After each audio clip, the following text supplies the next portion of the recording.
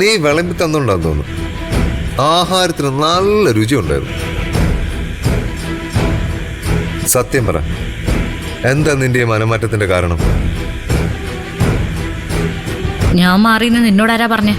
അല്ലെങ്കിൽ നീ എനിക്ക് ഭക്ഷണം വിളമ്പി തരില്ലല്ലോ. ഈ വീടിന്റെ മുറ്റത്ത് ഭിക്ഷ യാചിച്ച് എത്ര പേര് വന്നിരിക്കുന്നു. അവർക്കൊക്കെ ഞാൻ ഭക്ഷണം കൊടുത്തിട്ടുണ്ടല്ലോ. അവരെ പോലെയാണോ ഞാൻ? അവരെക്കാളും താഴെയാ നീ. അയ്യോ, എനിക്ക് നിന്നോട് സാധാരണ മാത്രമേ ഉള്ളൂ. അതുകൊണ്ട് നീ എന്ത് പറഞ്ഞാലും ഞാനത് കാര്യമാക്കാറില്ല. അല്ലെങ്കിലും നാളെ ഒരിക്കൽ നീ എന്റെ ഭാര്യയാവേണ്ടവളല്ലേ? ഭാര്യയോ? ഞാനോ? അതിന് നീ ബാക്കി ഉണ്ടാവോ? എന്റെ ആയുസിന് നല്ല ബലവാടി. ഈ ആത്മവിശ്വാസം നല്ലതാ, എന്തെങ്കിലുമൊക്കെ സംഭവിക്കുന്നതിന് മുൻപ് വരെ. മോനെ വെച്ചാണല്ലോ നീ സംസാരിക്കുന്നേ. എന്താടി, എന്തെങ്കിലും പ്ലാൻ ചെയ്തിട്ടുണ്ടോ? അയ്യോ, ഞാൻ എന്താ പ്ലാൻ ചെയ്യാനാ? അതിനുള്ള ശേഷി എനിക്ക് ഉണ്ടായിരുന്നെങ്കിലേ ഞാൻ എപ്പോഴേ അത് ചെയ്തേനെ. അപ്പൊ നിനക്കത് അറിയാം. പിന്നല്ലാതെ. എന്നാ പിന്നെ എന്തിനാ നീ ഇങ്ങനെ ബലം പിടിച്ചിരിക്കുന്നത്? എന്തുകൊണ്ട് നീ എനിക്ക് വഴങ്ങുന്നില്ല? ഇങ്ങോട്ട് നോക്ക്.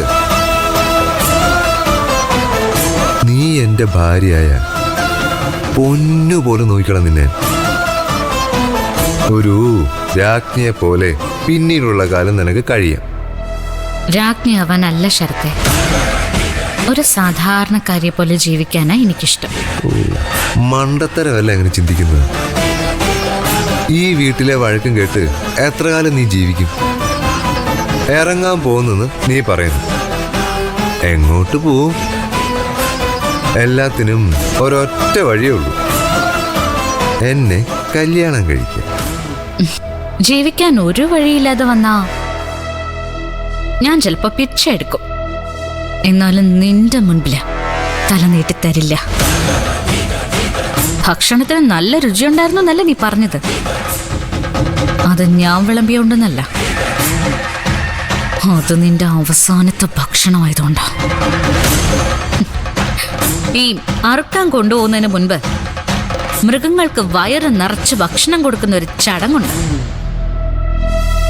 അതാടാ ശരത്തെ ഞാൻ ചെയ്തത്.